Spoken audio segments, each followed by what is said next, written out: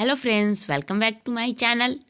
तो आज हम लेकर आए हैं आप सभी के लिए कार्ल श्रेणी का विश्लेषण, analysis of time series, elementary static के चैप्टर 11 बुक का कंटेंट। ठीक, इस कंटेंट से आप सबको बहुत ही ज़्यादा हेल्प मिलेगी, तो वीडियो में अंत तक बने रहिए। और मेरे चैनल पर यदि नए आए हैं तो चैनल को सब्सक्राइब और बेल आइकन करना ना भूलिए।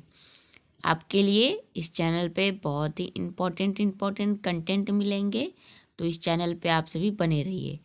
आप सभी को मेरे चैनल पे previous year question paper, notes, NCERT notes 6 to 12 और नेचर से रिलेटेड बहुत सारे वीडियो जो है देखने को मिलेंगे। और मैं थोड़ा जो है कि नेचर को ज़्यादा मान्यता देती हूँ।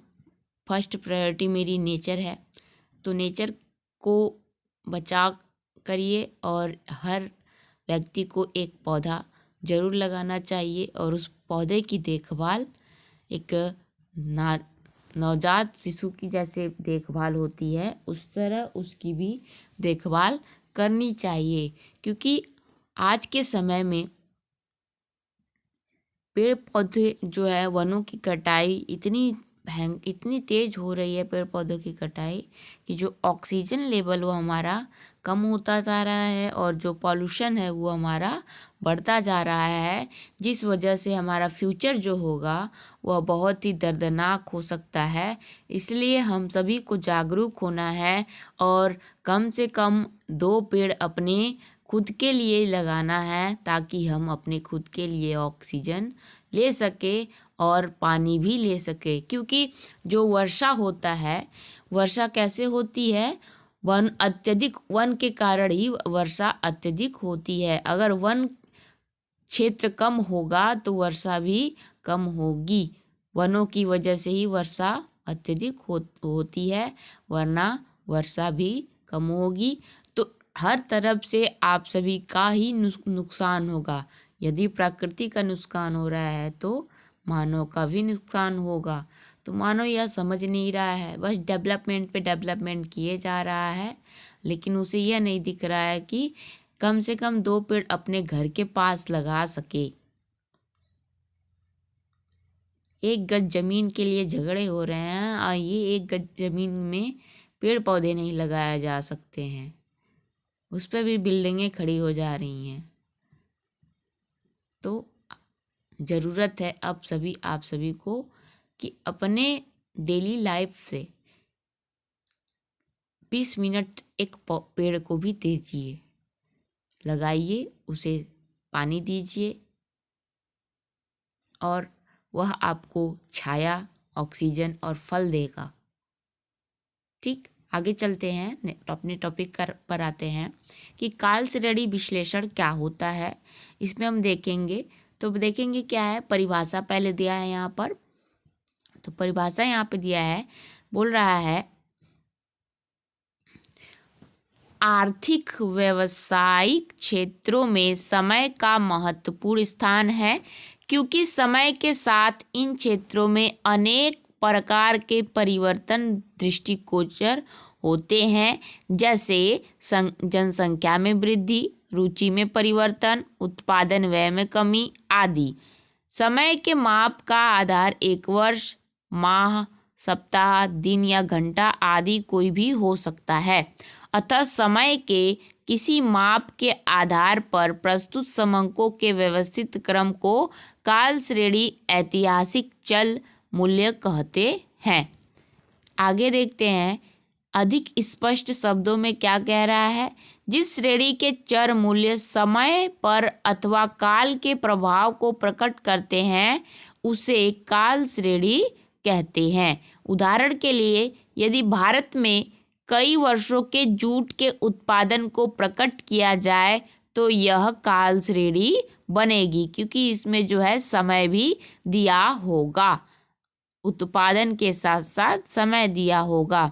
आगे देखते हैं, वर्नर हर्ष के द्वारा क्या बोल रहे हैं वह, समय के क्रमिक इकाइयों के तत्सवादी कॉरस्पॉन्डिंग उसी चर के मूल्यों का व्यवस्थित अनुक्रम ही काल श्रेणी कहलाता है। ठीक, फिर उसके बाद है बीजी मूरे के अनुसार उन्होंने क्या कहा है, उनकी परिभाषा क्या है, किसी समय की अवधि पर आधारित मूल्यों की श्रेणी एक काल श्रेणी कहलाती है। तो इन सभी परिभाषाओं में से कोई एक परिभाषा और उदाहरण याद रखिएगा, नोट कर लीजिएगा। ठीक, काल श्रेणी से एक क्वेश्चन 2 क्वेश्चन जरूर आ सकते हैं आप सभी के एग्जाम में और बहुत ही इम्पोर्टेंट है। आगे चलते हैं, और स्टैटिक्स की सभी वीडियो मेरे चैनल के प्लेलिस्ट में मिल जाएंगी। एलिमेंट्री स्टैटिक्स करके वहाँ पर प्लेलिस्ट बना हुआ है और उसमें आप सभी को पूरा शुरू से लेकर अंत तक लास्ट पूरे 8 यूनिट के चैप्टर्स के नोट्स मिलेंगे, बुक के कंटेंट, और साथ में ही सिलेबस भी है और क्वेश्चन पेपर भी है और न्यूमेरिकल इक्वेशन भी जो है क्वेश्चन भी है वो भी हम सॉल्व करवाएंगे। ठीक, आगे तो अब नेक्स्ट और प्रीवियस ईयर क्वेश्चन पेपर का सलूशन भी लेकर आएंगे। ठीक, अब आगे चलते हैं काल श्रेणी के प्रकार। तो काल श्रेणी के 2 प्रकार यहाँ बताए जा रहे हैं। प्रकार के चर मूल्य होते हैं, पहला स्वतंत्र चर मूल्य, दूसरा आश्रित चर मूल्य। स्वतंत्र चर मूल्य क्या होता है, तो स्वतंत्र चर मूल्य समय को प्रदर्शित करते हैं, जबकि आश्रित चर मूल्य समय के साथ साथ समंकों के मूल्य में होने वाले परिवर्तनों के प्रभाव को प्रकट करते हैं। अब देखेंगे काल श्रेणी का महत्व। तो काल श्रेणी का महत्व बहुत अधिक महत्व होता है। तो पहला है परिवर्तनों का अध्ययन, दूसरा है पूर्वानुमान, तीसरा है व्यापार चक्र का अनुमान। आगे देखते हैं, आगे दिया है तुलनात्मक अध्ययन, फिर है 5वां सभी के लिए उपयोगी। आगे नेक्स्ट, अब आएंगे हम काल श्रेणी के घटक। तो काल श्रेणी के घटक कितने होते हैं, तो यहाँ पे दिया है पहला दीर्घकालीन प्रवृत्ति, दूसरा अल्पकालीन उच्चावचन। अब अल्पकालीन उच्चावचन में भी 2 प्रकार के होते हैं, आर्तव या मौसमी विचरण, और दूसरा है चक्रीय उच्चावचन, और तीसरा यहाँ पर दिया है दैव या अनियमित उच्चावचन। 3 प्रकार के घटक होते हैं। आगे यहाँ पे दिया है कि काल श्रेणी को प्रभावित करने वाले विभिन्न संघटकों के पृथक्करण करने की क्रिया को काल श्रेणी का विश्लेषण कहते हैं। अब दीर्घकालीन प्रवृत्ति या उपनति, सेकुलर ट्रेंड, तो ये पहला है घटक। पहले घटक के बारे में बताया जा रहा है, क्या है घटक या दीर्घकालीन। तो दीर्घकालीन में किसी भी तथ्य के घटने या बढ़ने की प्रवृत्ति को दीर्घकालीन प्रवृत्ति कहते हैं। किसी भी काल श्रेणी में यद्यपि समय समय पर विभिन्न उतार चढ़ाव होते रहते हैं, परंतु एक लंबी समय अवधि में उस श्रेणी में एक ही दिशा में घटने या बढ़ने की सामान्य प्रवृत्ति छिपी हुई रहती है। उदाहरण के लिए यदि हम भारतवर्ष में 1947 से खाद्यान्नों के मूल्य का अध्ययन करें तो हमें विदित होगा कि वर्ष प्रति वर्ष मूल्य में परिवर्तन के बावजूद भी खाद्यान्न मूल्यों की वृद्धि की ही सामान्य प्रवृत्ति रही है। इसे ही दीर्घकालीन प्रवृत्ति कहते हैं।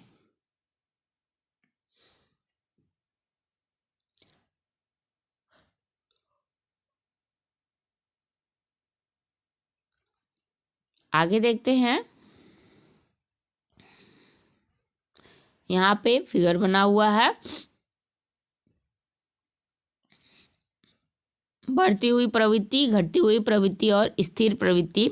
यहाँ पे चल मूल्य दिया है और समय दिया है। समय के साथ जो है चल मूल्य यहाँ बढ़ रहा है, और दूसरा में दिया है घटती हुई प्रवृत्ति, समय के साथ चल मूल्य क्या हो रहा है, कम हो रहा है, और तीसरा है चल मूल्य जो है वह समय के साथ स्थिर है। तो 3 कंडीशन हो सकती है।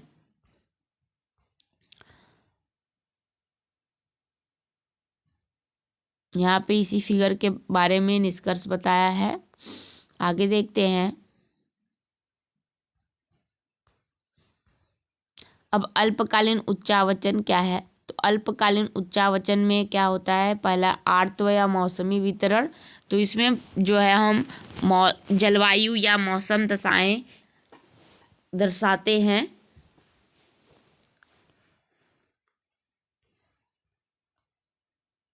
फिर है परंपरा, रीति रिवाज व आदतें। फिर आगे है नेक्स्ट मौसम विचरण की विशेषताएं। फिर नेक्स्ट है मौसम परिवर्तन या विचरण मापने के उद्देश्य। अब नेक्स्ट इसी में हम देखेंगे चक्रीय उच्चावचन। तो चक्रीय उच्चावचन में होता है कि ये व्यापार चक्रों के कारण उत्पन्न होते हैं। ब्रंस व मिचेल के अनुसार अनेक आर्थिक क्रियाओं में लगभग एक साथ आने वाली प्रसार और संकुचन की क्रमिक तरंगों को ही व्यापार चक्र कहा जाता है। व्यापार चक्रों की विशेषताएं इस प्रकार है। व्यापार का उतार चढ़ाव एक चक्र में चलता है, अर्थात विस्तार व संकुचन एक दूसरे के उपरांत नियमित रूप से मध्यांतर काल से आते रहते हैं। ये सभी नियतकालिक होते हैं, परंतु इनकी अवधि 1 वर्ष से अधिक रहती है। व्यापार चक्र का स्वरूप चक्रीय होता है, अर्थात उद्योग के अच्छे या बुरे काल एक ही चक्र में सब उद्योग में होते हैं। आगे प्रत्येक चक्रीय उच्चावचन की 4 अवस्थाएं होती हैं। पहली अवस्था है अभिवृद्धि अथवा तेजी। दूसरी अवस्था है अवरोध। तीसरी अवस्था यहाँ पे दिया है तीसरी अवस्था यहाँ पे दिया है अवसाद या मंदी। फिर उसके बाद चौथी अवस्था दिया है पुनरुद्धार, रिकवरी। ठीक, आगे अब दिया है यहाँ पर व्यापार चक्र की विभिन्न अवस्थाओं को निम्न रेखा चित्र द्वारा दर्शाते हैं। यहाँ ये अवस्था बताया गया है। एक टाइम है कि यह तेजी से बढ़ रहा है, व्यापार चक्र में यह तेजी से बढ़ रहा है। उसके बाद क्या हो रहा है और अवसाद उत्पन्न हो रहा है, अवसाद से अवरोध, फिर अवरोध से यहाँ उद्धार रिकवरी कर रहे हैं। पहले तेजी है, तेजी से अवसाद उत्पन्न हो रहा है, फिर अवरोध हो रहा है, तो उसको हम रिकवर कर रहे हैं। आगे देखते हैं। अब है मौसम विचरण एवं चक्रीय उच्चावचन में अंतर। यहाँ अंतर दिया है, 4-5 अंतर दिया है। तो मौसमी विचरण क्या होता है कि मौसमी विचरण में अवधि और कम दोनों में नियमितता होती है। फिर चक्रीय उच्चावचन के क्रम में समृद्धि, अवनति, अवसाद तथा पुनरुत्थान तो निश्चित रहते हैं, परंतु प्रत्येक चरण की अवधि में परिवर्तन होता रहता है। मौसमी वितरण में मौसमी विचरणों का माप अधिक सरलता से किया जा सकता है और चक्रीय उच्चावचन की माप कठिनता से की जा सकती है। मौसमी विचरण अधिकतर 1 वर्ष में पूरे होते हैं और चक्रीय उच्चावचनों की अवधि सामान्यतः 3 से 10 वर्ष तक होती है। मौसमी परिवर्तन रीति रिवाज व मौसम के परिमाण स्वरूप उत्पन्न होते हैं और चक्रीय उच्चावचन मुद्रा के प्रसार व संकुचन, विक्रय में वृद्धि व कमी, भावों में अकस्मात परिवर्तन आदि कारणों से उत्पन्न होते हैं। मौसमी परिवर्तन प्रत्येक व्यवसाय में अलग अलग क्रम से प्रकट होते हैं। फिर चक्रीय परिवर्तन लगभग सभी व्यवसायों को समान रूप से प्रभावित करते हैं। तो ये है अंतर, हमारे 5 अंतर दिए हुए हैं। अगर आप सभी को भी मौसमी विचरण और चक्रीय उच्चावचन में अंतर आया तो लिख सकते हैं। आगे देखते हैं। अब है चक्रीय संघटों के पृथक करने के उद्देश्य। तो पृथक करने के उद्देश्य यहाँ 2-3 दिए हुए हैं, देख लीजिए आप सभी। फिर है देव अनियमित उच्चावचन। अनियमित उच्चावचन क्या होता है? तो ऊपर वर्णित नियमित परिवर्तनों के अतिरिक्त कभी कभी काल श्रेणी में दैव या अनियमित उच्चावचन भी दृष्टिकोण होते हैं। ऐसे अल्पकालिक उच्चावचन जो युद्ध, भूकंप, बाढ़, औद्योगिक संकट आदि आकस्मिक कारणों से अनियमित रूप से कभी कभी उत्पन्न होते हैं दैव या अनियमित उच्चावचन कहलाते हैं। आगे देखते हैं काल श्रेणी का विश्लेषण या विघटन। तो काल श्रेणी का विश्लेषण या विघटन, काल श्रेणी के गणितीय निदर्श जो होते हैं, काल श्रेणी का विश्लेषण करते समय एक काल श्रेणी पर पड़ने वाले विभिन्न प्रकार के प्रभाव को अलग अलग किया जाता है। काल श्रेणी के विश्लेषण में इसके 4 प्रमुख संघटक को पृथक पृथक कर उसका अध्ययन करना ही काल श्रेणी का विघटन कहलाता है। विभिन्न प्रकार के परिवर्तनों का मापन या अध्ययन निरीक्षण विधि से किया जाता है। काल श्रेणी के विश्लेषण में काल श्रेणी के 4 संयुक्त प्रभाव को 2 प्रकार से माना जाता है। पहला है योगात्मक निदर्श और दूसरा है योगात्मक निदर्श। तो इसमें है गुणात्मक निदर्श, पहला है योगात्मक निदर्श और दूसरा है गुणात्मक निदर्श। तो अब हम देखेंगे योगात्मक निदर्श क्या होता है। योगात्मक निदर्श जो है, यहाँ पर इस विधि में मूल समंक चरों संघटकों का योग होता है। योगात्मक में हम यहाँ देखेंगे O बराबर T plus S plus C plus I। तो यहाँ पर O बराबर मूल समंक, T बराबर प्रवृत्ति, S बराबर मौसमी उच्चावचन, C बराबर चक्रीय उच्चावचन और I बराबर अनियमित उच्चावचन। दीर्घकालीन उपनति T को मूल समंकों में से घटाकर अल्पकालीन उच्चावचों को पृथक किया जा सकता है। तो यहाँ पे O माइनस टी बराबर S plus C plus I। अल्पकालीन उच्चावचनों में मौसमी विचरणों S को घटाकर चक्रीय अनियमित उच्चावचनों का अनुमान लगाया जा सकता है। तो ये यहाँ अलग अलग फार्मूला है, अलग अलग तरीके से कि किसे हम निकालने किसी और को प्राप्त करना है, तो हमें ये फार्मूला इस तरीके से यूज़ करना होगा। फिर इसी प्रकार है अल्पकालीन उच्चावचनों में से मौसमी विचरणों को घटाकर चक्रीय व अनियमित उच्चावचनों को प्राप्त करने के लिए इस सूत्र का यूज करेंगे। आगे देखते हैं गुणात्मक निदर्श क्या होता है। मल्टीप्लिकेटिव मोड, इसमें समंकों को विभिन्न संघटकों का गुणनफल माना जाता है। सूत्र अनुसार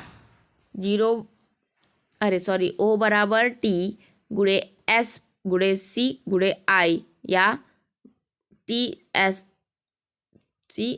ठीक, आगे देखते हैं इसका प्रयोग अल्पकालिक विचरणों का माप करने तथा उनका विघटन करने के लिए किया जाता है।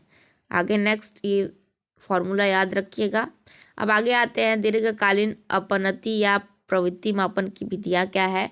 तो 4 विधियाँ हैं। पहला है स्वतंत्र या मुक्त हस्तवक्र रीति, दूसरा है अर्धमाध्यकृति, तीसरा है चल माध्यकृति और चौथा है न्यूनतम वर्ग रीति। तो अब पहला आप देखते हैं स्वतंत्र या मुक्त हस्तवक्र रीति। तो इसमें देखेंगे कि यह क्या होता है। इस रीति द्वारा दीर्घकालीन प्रवृत्ति का अनुमान लगाने के लिए काल श्रेणी के मौलिक समंकों को बिंदु रेखीय पत्र पर प्रांकित किया जाता है।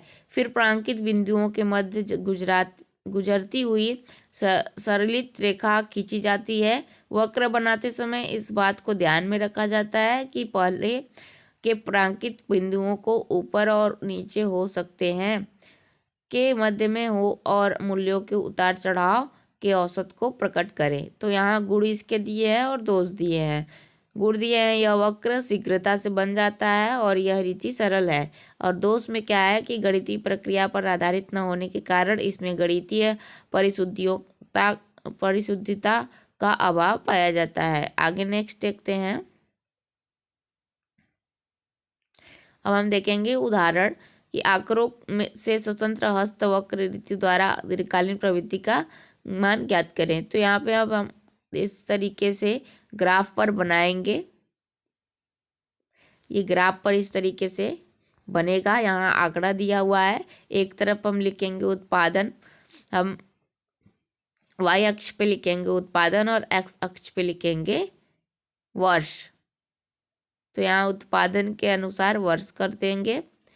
ठीक, तो इस तरीके से निर्देशांक जो है वो ग्राफ पर प्रदर्शित कर देंगे। तो इस तरीके से यह बन जाएगा। आगे देखते हैं अर्ध मध्यक रिधि। इस रीति में संपूर्ण काल श्रेणी को 2 बराबर भागों में बांट दिया जाता है। ठीक, यदि श्रेणी में पदों की संख्या अभिसम होती है तो मध्य के पद को छोड़ दिया जाता है। फिर पूर्ववर्तक क्रिया द्वारा दोनों ओर के समांतर माध्य ज्ञात किए जाते हैं। इन माध्यों को दोनों अवधियों के मध्य समय पर प्रांकित कर दिया जाता है। तो इसका उदाहरण यहाँ पर है, देखिए इस तरीके से। आगे चलते हैं।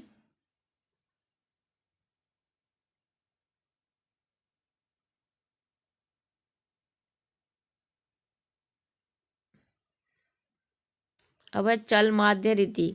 तो चल माध्य रीति में हम क्या देखेंगे कि दीर्घकालीन प्रवृत्ति ज्ञात करने के लिए अधिकतर चल माध्य रीति का प्रयोग किया जाता है। समांतर माध्य पूरे समूह में एक होता है, परंतु चल माध्य अनेक होते हैं तथा वे एक पूर्व निश्चित अवधि जैसे 3 वर्ष, 5 वर्ष, 7 वर्ष आदि के आधार पर निकाले जाते हैं।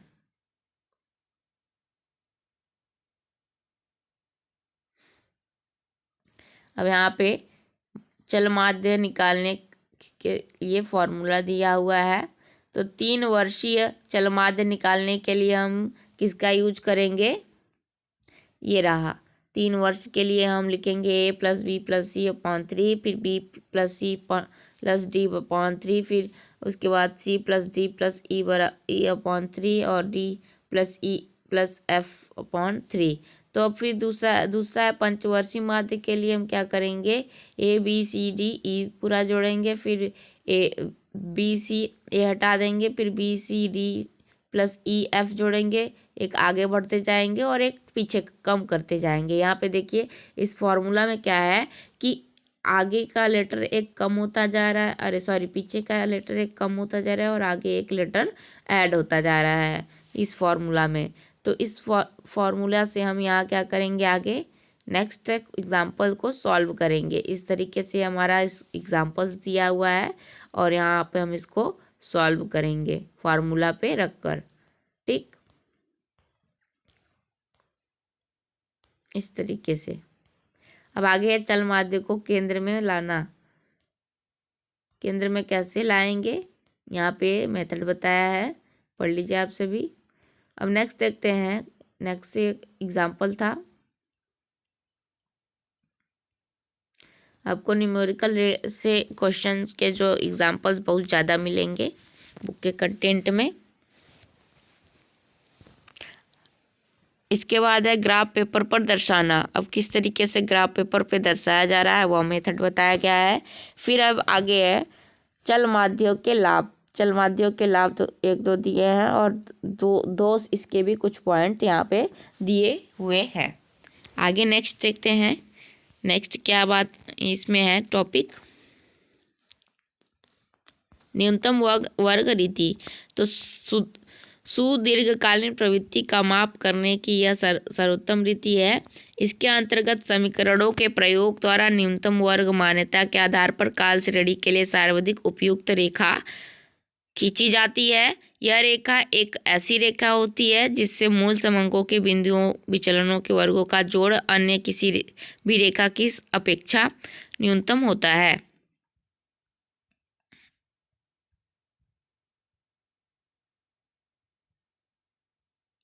अब यहाँ पे न्यूनतम वर्ग रीति द्वारा रेखीय अथवा एक घातीय प्रवृत्ति ज्ञात करने का सूत्र दिया हुआ है। y = a + b x जो दिया है यहाँ पे, जिसमें जहाँ y जो है अभिष्ट अपनति मूल्य का द्योतक है और a और b जो है स्थिरांक अथवा अचर मूल्य है तथा x काल एकक का द्योतक होता है।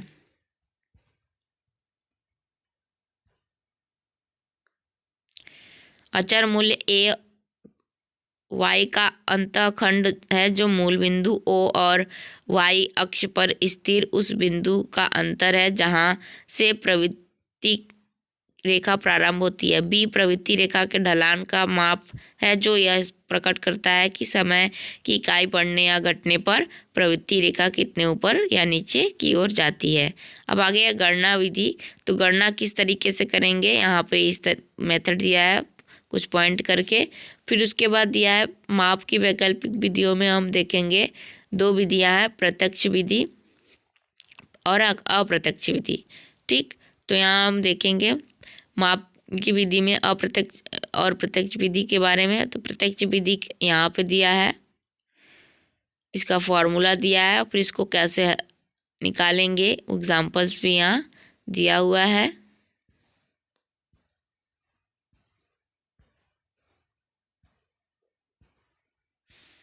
इस तरीके से सॉल्व हुआ है मेथड से।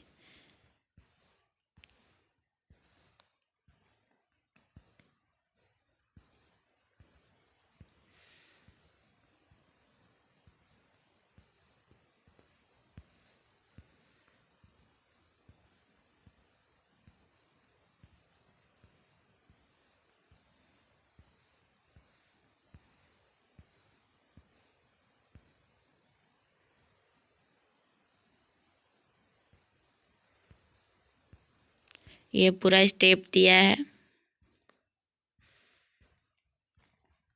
फिर अप्रत्यक्ष या लघु विधि दिया है।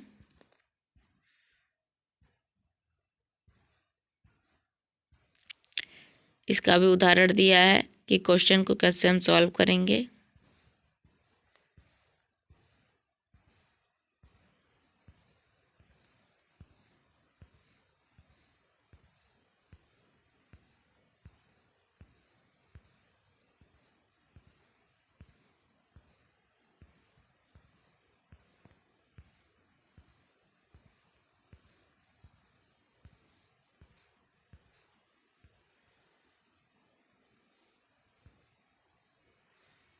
फिर अब गुण और दोष दिए हुए हैं।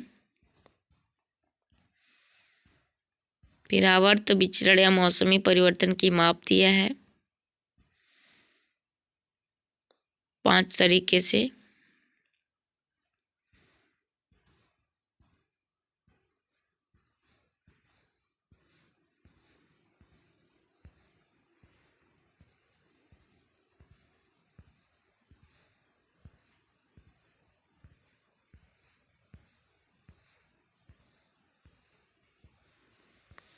आपको बहुत ज़्यादा न्यूमेरिकल क्वेश्चंस मिलेंगे यहाँ पर, और एक्सरसाइज चैप्टर के एक्सरसाइज लास्ट में भी बहुत सारे न्यूमेरिकल क्वेश्चंस हैं।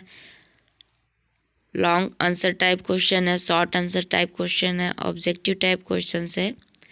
तो लास्ट में तक बने रहिएगा और वो सारे क्वेश्चन जो आप सभी हैं एग्जाम्पल के आधार पे उन सभी क्वेश्चनों को सॉल्व करिएगा।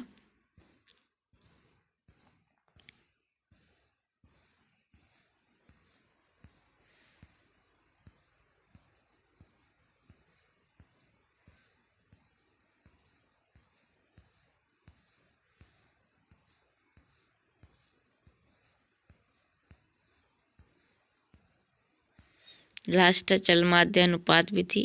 इसको कैसे निकालेंगे, यहाँ स्टेप दिया हुआ है।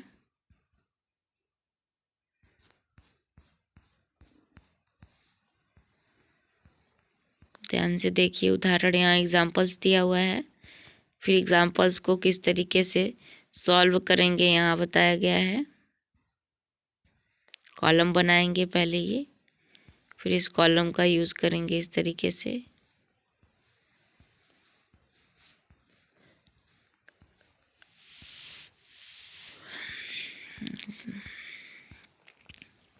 टेबल ए और टेबल बी और टेबल सी इस तरीके से बनाएंगे।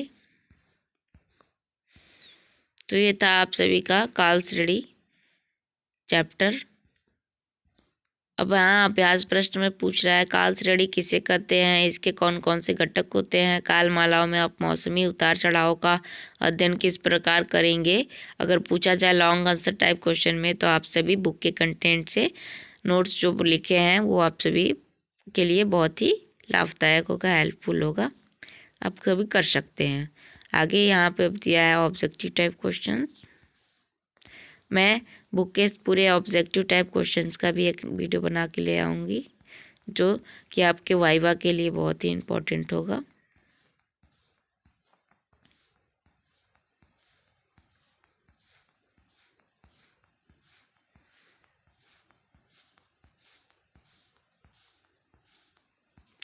अब यहाँ आ गए हैं आप सभी के न्यूमेरिकल क्वेश्चन।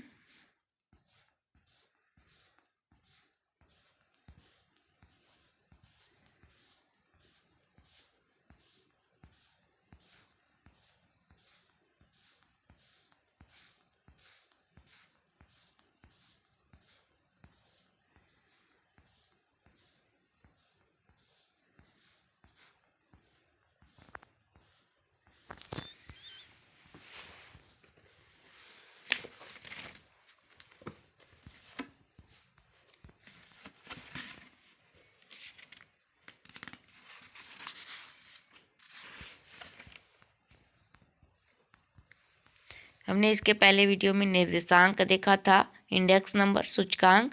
अब काल श्रेणी देखे हैं। अब इसके बाद हम प्रतिगमन, विश्लेषण और निदर्शन, सैंपलिंग क्या होता है वो देखेंगे। मेरे चैनल पे बने रहिए। Thanks for watching video.